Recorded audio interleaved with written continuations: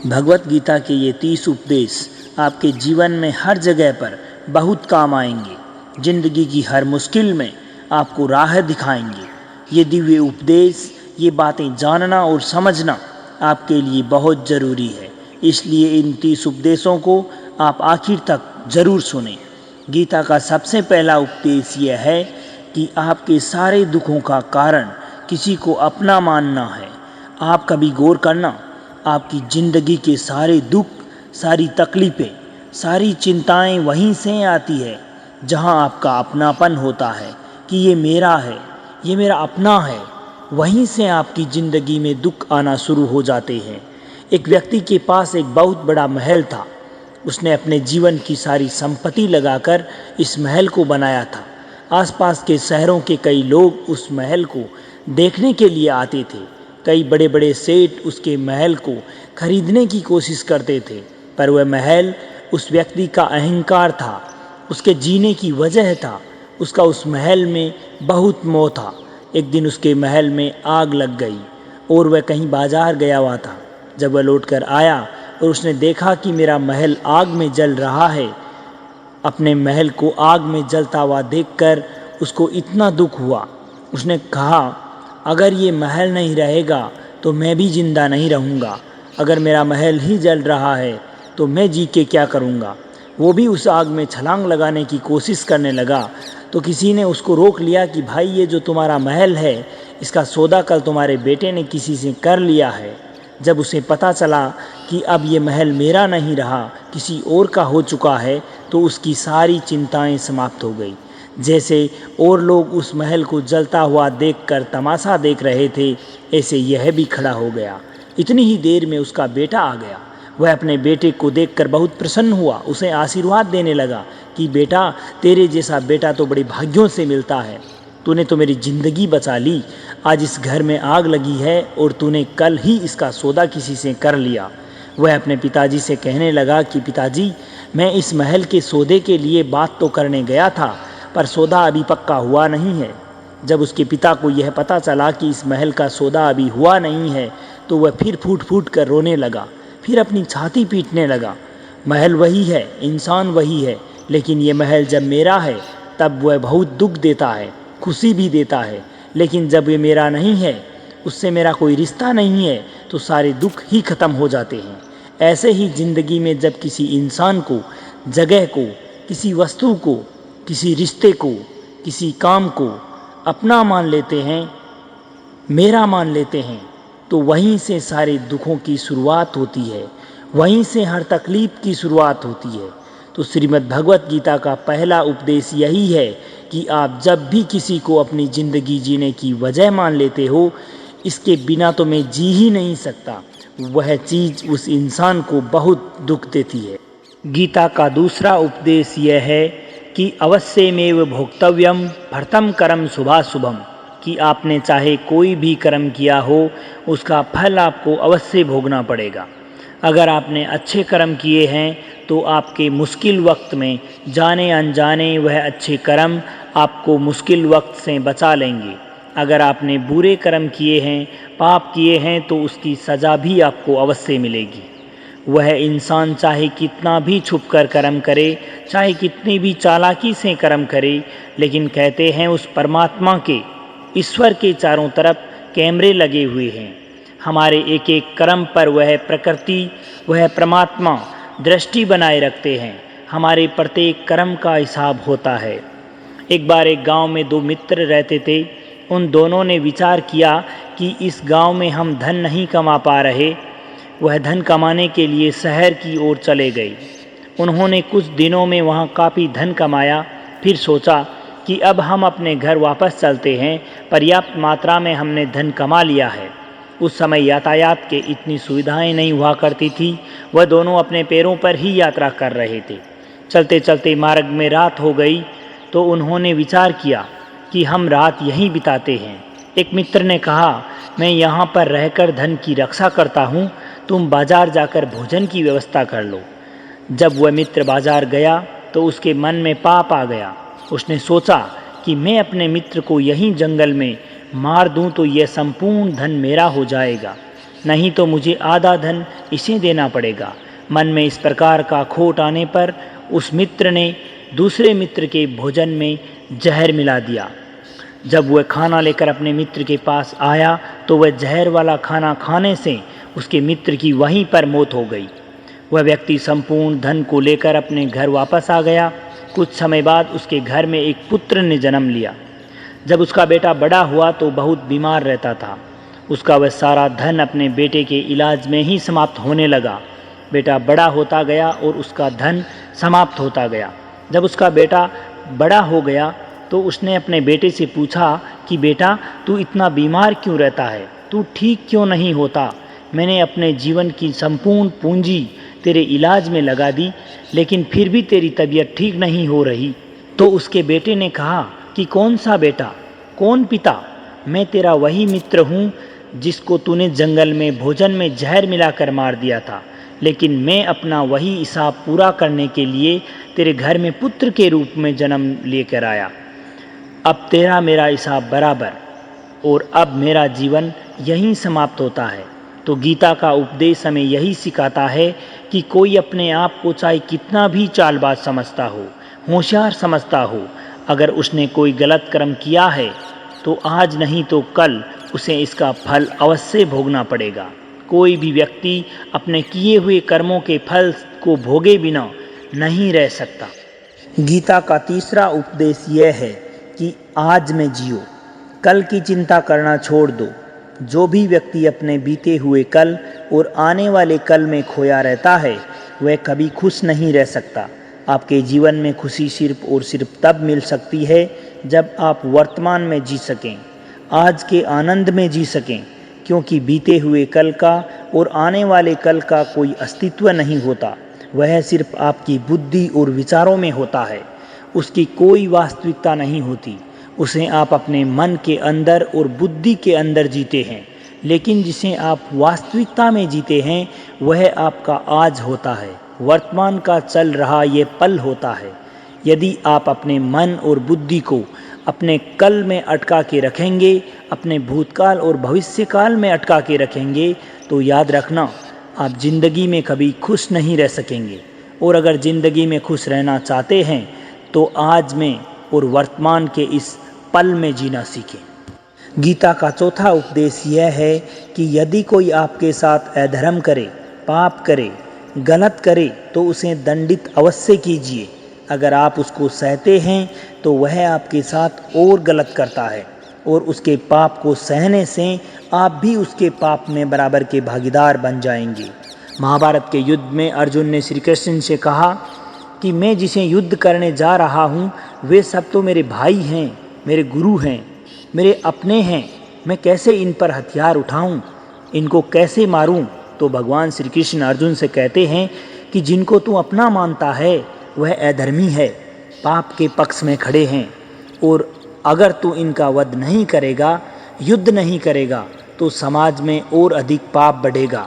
क्योंकि जब कोई ऐसे पापियों को नहीं रोकता है तो वह और अधिक पाप करते हैं।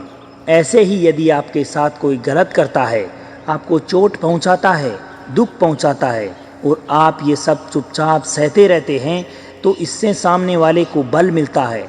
वह आपको कमज़ोर समझने लगता है और आपके साथ गलत कार्य करने को अपना हक समझने लगता है। लेकिन जब आप उसके गलत व्यवहार को, अधर्म को रोक लेते हैं, उसका विरोध करते हैं, तो वह अपनी सीमा में रहना सीख जाता है। यह कलयुग है। इसमें अगर आपको खुश रहना है तो अपनी रक्षा स्वयं करनी होगी। अगर कोई आपके साथ गलत करे तो उसको आपको कभी भी सहना नहीं चाहिए, बल्कि उसका डटकर सामना करना चाहिए। गीता का पांचवा उपदेश यह है कि किसी से भी आप हद से ज़्यादा मोह मत कीजिए। जिससे भी आप मोह करोगे, देखना वो आपको ज़रूर रुलाएगा। मोह की वजह से ही आप किसी के पीछे मरते रहते हैं। मोह की वजह से ही कई बार आपको अपमान भी सहना पड़ता है, और कई लोगों को मोह की वजह से ही अपना अपमान भी दिखाई तक नहीं देता कि सामने वाला मेरी इज्जत तक नहीं कर रहा और मैं उसके पीछे मर रहा हूँ। मोह आपकी आंखों पर ऐसी पट्टी बांध देता है कि आपको सही और गलत दिखाई ही नहीं देता। वह आपको किसी इंसान का चेहरा दिखाई ही नहीं देता। आप जो देखते हैं, जो सुनते हैं, उसी पर यकीन कर लेते हैं।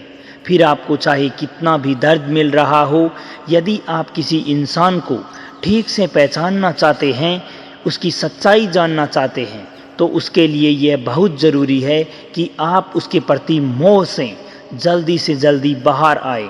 वास्तविकता में रिश्ते दुख नहीं देते, दुख देता है उन रिश्तों के प्रति आपका मोह। जिस दिन ये मोह खत्म हो जाएगा, उस दिन आपको किसी प्रकार का दुख अनुभव नहीं होगा, क्योंकि फिर आपको कोई फर्क नहीं पड़ेगा और आप सदैव खुश रहेंगे। गीता का छठा उपदेश यह है कि आप वह मत करो जो सब कहते हैं, बल्कि आप वह करो जो आपके लिए सही है। स्वधर्मम निधनम श्रेय परधर्मो भयावह। श्री कृष्ण भगवान अर्जुन से कहते हैं कि जो तेरा कर्तव्य है, जो तेरे लिए उचित है, जो तुझे करना चाहिए वो कर। तू कभी भी वो काम मत कर जो दुनिया कर रही है।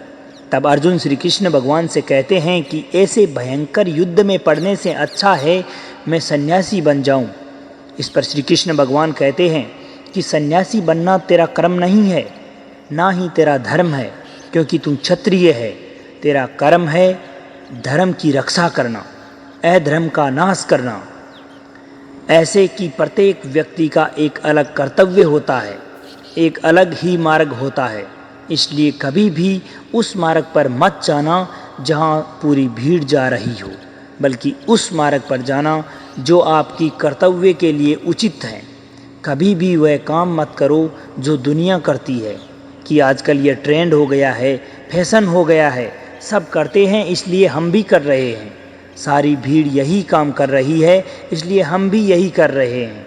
अगर आप वह करोगे जो भीड़ कर रही है, तो आप भी उस भीड़ में कहीं खो जाओगे। लेकिन अगर आप वह करोगे जो आपके लिए सही है, जो आपकी प्रतिभा है, तो दुनिया की सारी भीड़ में भी तुम अलग से पहचाने जाओगे। तुम्हारी पहचान पूरी भीड़ से अलग होगी। गीता का सातवां उपदेश यह है कि धोखा सदैव अपने ही देते हैं, क्योंकि उनको आपकी कमजोरी का पता होता है। बाहर वाला आपको धोखा नहीं दे सकता, क्योंकि वह आपके बारे में सब कुछ नहीं जानता। उसको पता ही नहीं है कि आपको चोट कहाँ पहुँचती है। लेकिन जो आपका अपना है, आपका खास है, उसको आपकी कमजोरी का गहराई से पता होता है। वो जानता है कि क्या ऐसा करें जिससे आपको अधिक से अधिक दर्द पहुंचा सकें, जिससे हम आपको नीचा दिखा सकें। इसको चोट कहाँ पहुंच सकती है। ये कलयुग है, इसमें बाहर वालों से नहीं, जो हमारे अपने हैं, हमारे खास हैं, जो सदैव हमारे नज़दीक रहते हैं, उनसे ही सावधान रहने की ज़रूरत है। महाभारत का युद्ध दो अलग अलग राजाओं में नहीं हुआ, बल्कि एक ही परिवार के दो भाइयों के बीच हुआ था। सब एक ही वंश के लोग थे। कितनी बार दुर्योधन ने भीम को जहर देकर मारना चाहा, न जाने कितनी बार दुर्योधन ने पांडवों को जान से मारने की कोशिश की। दुर्योधन उनका पराया नहीं था, वह उनका भाई ही था। सारी लड़ाइयाँ घर के अंदर ही होती है, बाहर कौन लड़ेगा हमसे। घर के अंदर ही सारी लड़ाइयाँ होती है। इसलिए आपको चोट वही लोग पहुंचा सकते हैं जो आपके अपने हैं। आपके अपने ही आपको धोखा दे सकते हैं। गीता का आठवां उपदेश यह है कि जो इंसान आत्मरक्षा नहीं कर सकता, अर्थात अपनी रक्षा स्वयं नहीं कर सकता, उसकी रक्षा भगवान भी नहीं कर सकते। श्री कृष्ण भगवान अर्जुन से कहते हैं कि तस्मात् सर्वेषु कालेषु माम अनुसम्रय युद्ध च, कि हे अर्जुन, तू हर काल में मेरा स्मरण करते रहना और युद्ध भी करते रहना। इस पर अर्जुन ने श्री कृष्ण से पूछा, यह युद्ध तो कुछ दिनों में समाप्त हो जाएगा, लेकिन आप कह रहे हैं कि तू हमेशा हमेशा मेरा स्मरण करते रहना और युद्ध करते रहना। हमेशा युद्ध करने से आपका क्या तात्पर्य है केशव। श्री कृष्ण भगवान इस पर अर्जुन से कहते हैं कि हे अर्जुन, यह जीवन ही रणभूमि है। जीवन में सुख दुख आते रहेंगे और तुम्हें डटकर उनका मुकाबला करना है। श्री कृष्ण ने यह नहीं कहा कि तू चुप करके बैठ जाना, फिर मैं लड़ाई करता रहूँगा। बहुत गहराई है गीता के ज्ञान में। हमारे जीवन की डोर जरूर परमात्मा पकड़ कर बैठे हैं, लेकिन युद्ध हमें ही करना है। ईश्वर को याद करना है कि हे ईश्वर, हे परमात्मा, मुझे शक्ति देना, मुझे सामर्थ्य देना, मुझे समझ देना, मुझे बुद्धि देना, ताकि मैं जीवन की सारी लड़ाइयाँ जीत सकूं, सही मार्ग पर चल सकूं। लेकिन आपको अपनी लड़ाई स्वयं लड़नी पड़ेगी। जो लोग ये कहते हैं कि हम कुछ नहीं करेंगे, सब परमात्मा ही कर देंगे, तो कहते हैं आलसी मनुष्य को देखकर तो भगवान भी घबरा जाते हैं कि ये कुछ नहीं करना। भगवान ने बुद्धि दी है, समझ दी है। ईश्वर आपको प्रेरणा देते हैं, शक्ति देते हैं, लेकिन आपको अपनी रक्षा स्वयं ही करनी होती है। गीता का 9वां उपदेश यह है कि कोई भी ऐसी गंदी आदत खुद को मत लगने दे जो आपकी ज़िंदगी बर्बाद कर दे। कहीं ना कहीं महाभारत का ये युद्ध जुआ की आदत के कारण शुरू हुआ था। सारा खेल वहीं से शुरू हुआ था। एक ऐसी जुआ की लत जिसमें युधिष्ठिर ने अपने भाइयों को दांव पर लगा दिया, अपनी पत्नी को दांव पर लगा दिया। ऐसा जीतने का नशा कि अपना सब कुछ गंवा दिया। ऐसे ही हम भी अपनी ज़िंदगी में ऐसी कोई गलत आदत लगा लेते हैं, चाहे वह कोई भी हो, नशे की हो, मोबाइल की हो, किसी व्यक्ति की हो, या कोई गलत कार्य करने की हो। कोई भी गलत आदत जो आपको बर्बाद कर सकती है, अगर आप उसको समय रहते नहीं छोड़ते तो वह कुछ समय में आपको बर्बाद कर देगी। इससे पहले कि आपकी आदत आपको ख़त्म करे, आपको उस आदत को ख़त्म करना होगा। गीता का 10वां उपदेश यह है कि आलसी इंसान जीवन में कभी कुछ भी हासिल नहीं कर सकता। अधिकतर लोग सिर्फ योजनाएं बनाते रहते हैं कि मुझे बड़ा घर चाहिए, बड़ी गाड़ी चाहिए, मैं दुनिया घूमना चाहता हूँ। ये सब तो हर कोई सोच लेता है, लेकिन उनको पाने के लिए मेहनत कोई नहीं करना चाहता, क्योंकि चाहना बहुत आसान है, लेकिन उसे पाने के लिए कर्म करना बहुत मुश्किल है। एक अच्छा हष्ट-पुष्ट शरीर हर कोई चाहता है, लेकिन उसके लिए नियमित व्यायाम करना, कसरत करना, दौड़ भाग करना कोई नहीं चाहता। सब आपको ही करना है। जो इंसान आलसी बनकर बैठ जाता है, ना उसे अच्छा शरीर मिलता, ना उसको एक अच्छा जीवन मिलता। जीवन में कुछ पाना चाहते हो तो आलस्य को अपने जीवन से अवश्य दूर कर देना चाहिए, क्योंकि आलस्य के चलते आपको जीवन में कुछ नहीं मिलने वाला। जो है वो भी आप खो दोगे। गीता का 11वां उपदेश यह है कि आप अगर जीवन में खुशी चाहते हो तो मन की गुलामी करना त्याग दो। कई लोग कहते हैं कि हम करना तो बहुत कुछ चाहते हैं, लेकिन कर नहीं पाते। हमें पता भी होता है कि क्या करने से अपना जीवन बेहतर हो सकता है। ऐसी क्या चीज़ है जो हमें नुकसान पहुंचा रही है, लेकिन फिर भी कुछ कर नहीं पाते। समझते सब कुछ हैं, लेकिन समझते हुए भी चाहकर भी कुछ नहीं कर पाते। ऐसा इसलिए होता है क्योंकि आप अपने मन के गुलाम बन चुके हो। अरे लोग तो अपनी जीभ का स्वाद तक नहीं छोड़ पाते। बात करते हैं कि हम पतले नहीं होते, फिट नहीं हो पा रहे, सक्सेस नहीं मिल रही, क्योंकि जो आपको करना चाहिए आप लोग करते ही नहीं। आपका मन आपको वह करने नहीं देता। इसलिए अगर ज़िंदगी में आगे बढ़ना है तो मन से चलना छोड़ दो। जो आपके लिए सही है वह तो आपको अवश्य ही करना होगा, तभी आप जीवन में आगे बढ़ सकते हैं। गीता का 12वां उपदेश यह है कि जो आपका है वह आपको मिलकर ही रहेगा, और जो आपका नहीं है उसके लिए रोना छोड़ दो। आप जिसके लिए जितना रोओगे आपसे वह चीज़ उतनी ही दूर जाती जाएगी, और जो चीज़ आपकी है वह कहीं ना कहीं से आपके पास ज़रूर आ जाएगी। इसलिए आपको जो ज़िंदगी में हासिल नहीं हो रहा अथवा हासिल नहीं हुआ उसके लिए पछतावा करना और रोना आप बिल्कुल बंद कर दो। गीता का 13वां उपदेश यह है कि आप इस संसार से जितना प्रेम लगाओगे उतना ही दुख और पीड़ा पाओगे। गीता का 14वां उपदेश यह है कि जिस इंसान को बात बात पर क्रोध आता है, सुख और शांति उसके जीवन में कभी नहीं आ सकते, क्योंकि जो इंसान क्रोधित होता है उसके सारे मित्र उसको छोड़कर चले जाते हैं। वो मन ही मन में कूदता रहता है, मन ही मन दुखी रहता है, तकलीफ में जीता है। ज़्यादा गुस्सा करके क्रोधित होके देखना, जो भी आपके पास है आप उसे भी गंवा दोगे, और ऐसे इंसान को शांति कभी मिलने वाली है ही नहीं। इसलिए अपने जीवन में शांति चाहते हो तो बात बात पर गुस्सा करना छोड़ दो। गीता का 15वां उपदेश यह है कि चाहे आप किसी की मदद करो या मत करो, लेकिन जानबूझकर किसी का मन दुखी नहीं करना चाहिए, क्योंकि किसी का दिल अगर आपकी वजह से दुखा है ना, तो याद रखना आपको वह दर्द अवश्य मिलेगा। क्योंकि जब आप किसी का दिल दुखाते हैं तो आपको पता नहीं चलता। यदि कोई आपका दिल दुखाता है तब आपको पता चलता है कि दिल पर चोट लगने पर कितना दर्द होता है और कैसा महसूस होता है। इसलिए तुम किसी की मदद करो चाहे मत करो, लेकिन किसी का दिल कभी नहीं दुखाना चाहिए। गीता का 16वां उपदेश यह है कि जो मुश्किल वक्त में, जो दुख के समय में आपका साथ दे, सिर्फ वही आपका अपना है, बाकी सब पराए हैं। अपनेपन का नाटक करने वाले बहुत लोग होते हैं, बड़ी बड़ी बातें करते हैं, कहने वाले बहुत लोग होते हैं कि हम आपसे बहुत प्रेम करते हैं। कोई भी दुख हो, तकलीफ हो, आप हमें याद करना।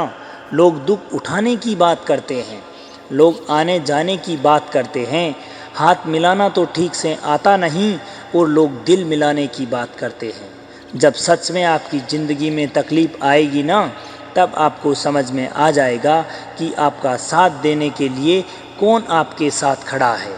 उस समय सभी लोग भाग जाते हैं, क्योंकि उनको पता होता है कि ये व्यक्ति मेरे पास आया है तो कोई मदद ही मांगने आया होगा, यह मुझे कुछ दे नहीं पाएगा। लोग आपसे तभी रिश्ता रखते हैं जब आप उनको कुछ दे सकते हैं, जब आपसे लोगों को कुछ फ़ायदा हो सकता है।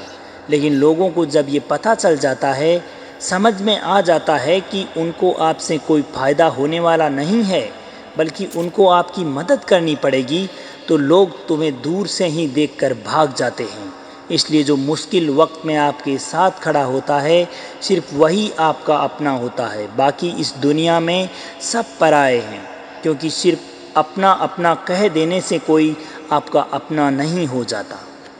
गीता का 17वां उपदेश यह है कि जो भी होता है वह अच्छे के लिए होता है, जो हो रहा है वह भी अच्छे के लिए हो रहा है, और जो होने वाला है भविष्य में वह भी अच्छे के लिए ही होगा। हालांकि ये बहुत गहरी बात है। कुछ चीज़ें ज़िंदगी में ऐसी होती है जब हम कहते हैं कि मेरे साथ ही ऐसा क्यों हुआ, मेरे साथ ही होना था क्या, ये सब। लेकिन एक दिन जब वक्त गुजर जाता है, हमको समझ आता है अगर ये सब नहीं होता तो आज हम इस काम पर नहीं होते।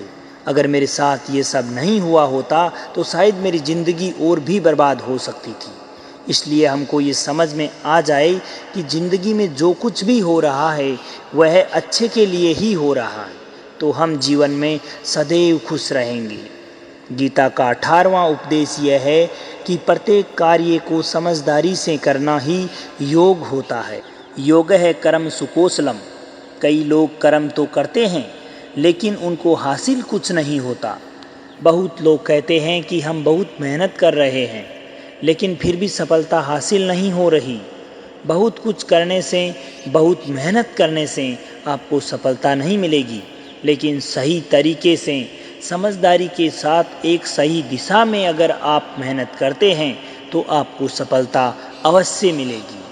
गीता का 19वां उपदेश यह है कि अति सर्वत्र वर्जते, अर्थात कभी भी कोई भी चीज़ की अति नहीं करनी चाहिए। कोई भी चीज़ हद से ज़्यादा मत करना। किसी से प्रेम भी हद से ज़्यादा मत करना, किसी से नफरत भी हद से ज़्यादा मत करना। हद से ज़्यादा मीठा भी खराब होता है, तो हद से ज़्यादा कड़वा खाना भी खराब होता है।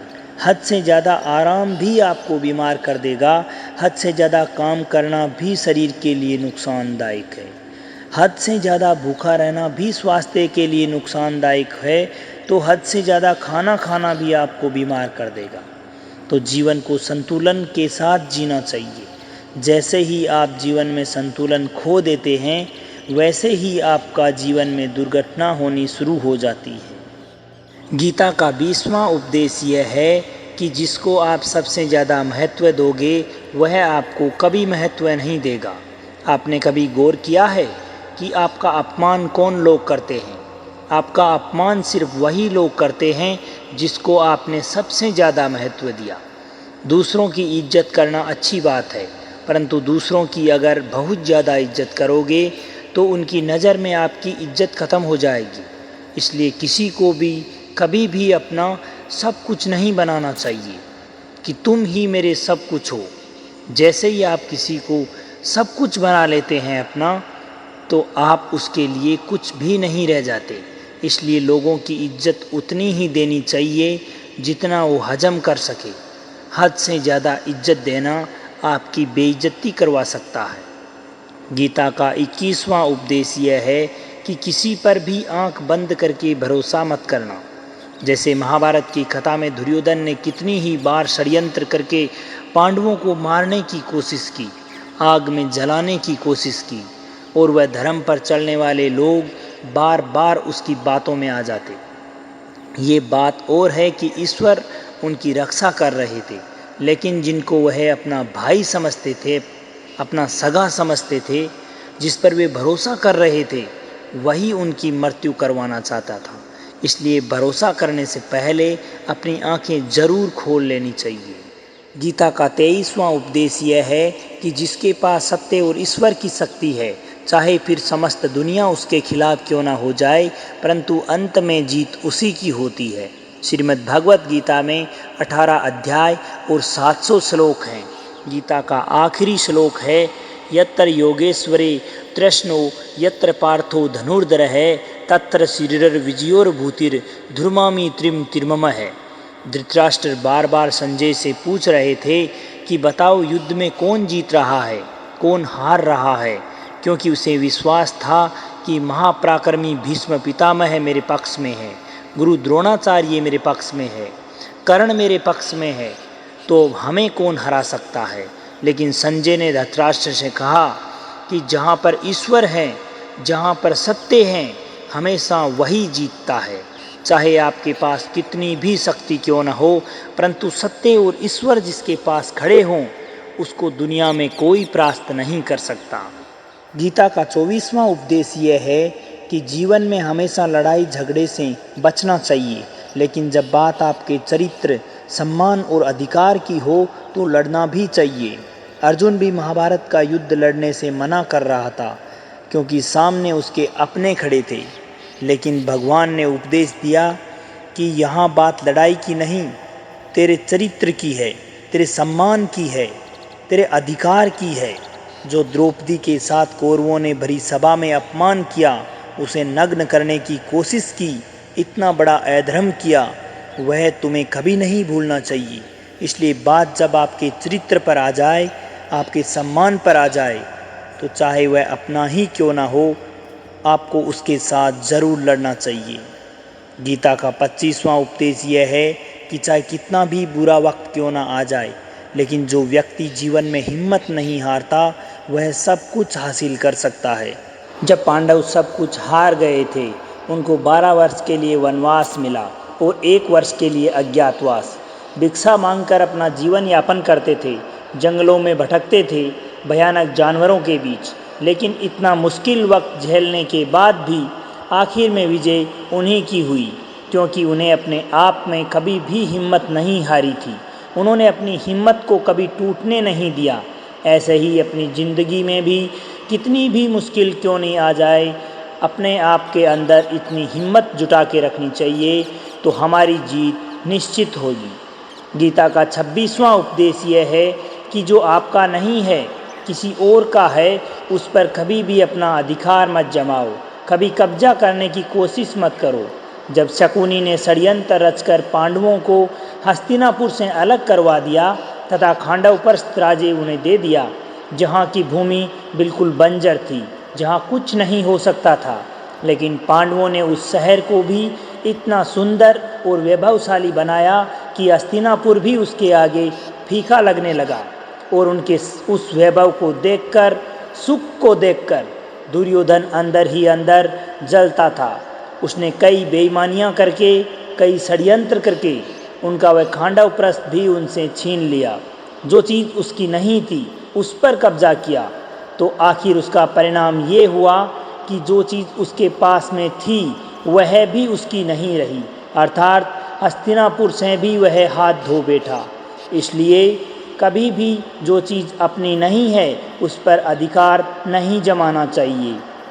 गीता का 27वां उपदेश यह है कि वही इंसान ज़िंदगी में सफल माना जाएगा जो अंदर से हमेशा खुश रहता है। बाहर से तो सब खुश दिखाई देते हैं, लेकिन अंदर से इंसान अशांति से भरा रहता है। बहुत पैसा कमा लिया, कामयाबी हासिल कर ली, लेकिन वह कामयाबी असली नहीं है। असली कामयाबी तब मानी जाएगी जब आपका मन खुश रहता है। गीता का 28वां उपदेश है कि आप जैसा अन्न खाओगे आपका मन और बुद्धि भी वैसे ही हो जाएंगे। आप वैसा ही कर्म करोगे, वैसा ही आचरण करोगे। सात्विक अन्न खाओगे तो आपका मन भी सात्विक होगा। आप अच्छा व्यवहार करोगे, आपकी सोच भी अच्छी होगी। यदि आप तमोगुणी और रजोगुणी आहार करोगे तो आपकी बुद्धि ही उसी प्रकार की होगी और आप काम भी उसी प्रकार के करोगे। श्री कृष्ण भगवान ने भागवत गीता में सात्विक, सात्विक और तामसिक इन तीनों आहारों का विस्तार से वर्णन किया है। क्या खाना चाहिए, क्या नहीं खाना चाहिए, का सार रूप यही है कि जो मनुष्य सात्विकता से भोजन करता है, सात्विक भोजन करता है, उसे जीवन में शांति और सुख अवश्य मिलते हैं। गीता का 29वां उपदेश यह है कि बुरा इंसान कभी भी अपनी बुराई नहीं छोड़ेगा। चाहे आप उसके साथ कितना भी अच्छा आचरण करो, वह सदैव आपको तकलीफ ही देगा। इसलिए जो जैसा है आप उसके साथ वैसा ही व्यवहार करो। बुरे इंसान के साथ आप कितना भी अच्छा बन जाओ, वह कभी अच्छा नहीं बनने वाला। दुर्योधन जंगल में पांडवों को मारने के लिए गया, लेकिन वहाँ पर भीलों ने दुर्योधन को पकड़ लिया। उस समय उसका मित्र कर्ण भी उसे छोड़कर भाग गया। वो भील दुर्योधन को मार देना चाहते थे, लेकिन युधिष्ठिर अपने भाई की रक्षा हेतु वहाँ पहुँच गया, उसके जीवन की रक्षा की, लेकिन उसके बाद भी वह हमेशा पांडवों का नुकसान ही करता रहा। इसलिए कोई इंसान अगर बुरा है तो उसके साथ आप ज़्यादा अच्छा बनने की कोशिश कभी मत करो। जो जैसा है आप उसके साथ वैसा ही व्यवहार करो। गीता का 30वां उपदेश यह है कि जो इंसान अपने कार्यों को समय पर पूरा नहीं करता, समय की कद्र नहीं करता, उसकी ज़िंदगी का समय व्यर्थ हो जाएगा, क्योंकि समय ही आपका जीवन है। यदि आप समय को व्यर्थ में ही पूरा करते रहोगे, व्यर्थ के कामों में गंवा दोगे, तो तुम्हें जीवन में कुछ भी प्राप्त नहीं होगा और तुम्हारा समय भी नष्ट हो जाएगा। तो याद रखना कि बीता हुआ समय कभी लौट कर नहीं आता। इसलिए यदि ज़िंदगी में कुछ पाना चाहते हो तो समय की कद्र करना सीखो। अगर आप आज समय की कद्र नहीं करोगे तो कल समय आपकी कदर नहीं करेगा। जो भी व्यक्ति गीता के इन 30 उपदेशों को नित्य सुनेगा, समझेगा, उसके जीवन में कभी परेशानी नहीं आएगी, कभी दुखी नहीं होगा। उसको जीवन के मुश्किल से मुश्किल समय में भी रास्ता अवश्य मिल जाएगा। तो प्रेम से बोलो श्री राधे राधे।